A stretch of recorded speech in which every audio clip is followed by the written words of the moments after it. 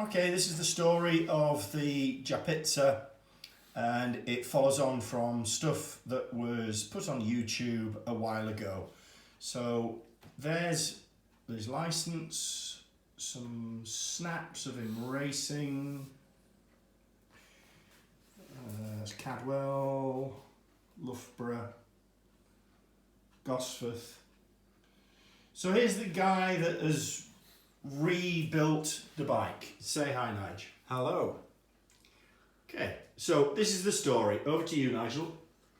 Okay, the story is about a chap called Tim Squance, who I met some 20 years ago when I was asked to make some repairs at his home in Follyfoot near Harrogate.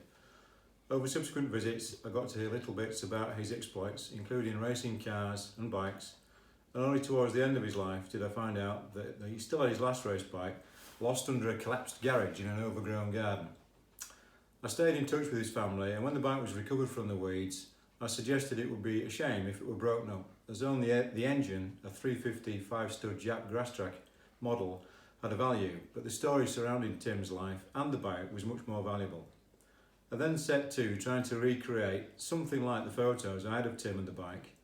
The engine was seized but otherwise in good order, but the gearbox end cover was hanging off with its guts hanging out. The frame loop wasn't too bad, but the rear subframe was rotten.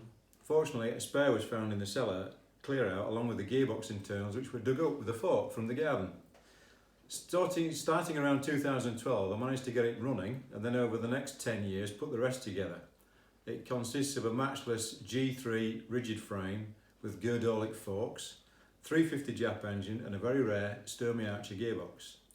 I was later given a reprinted race report where Tim's bike was described as the Japitsa, which seemed very appropriate.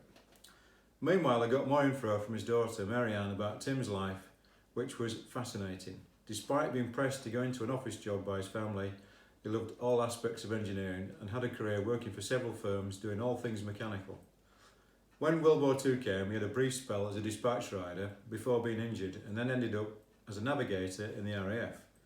He was shot down over France and was the sole survivor, hidden by the resistance before walking over the Pyrenees to Spain and eventual repatriation. Altogether, an amazing list of experiences, and I'm pleased to have been able to restore one part of his life. Thank you.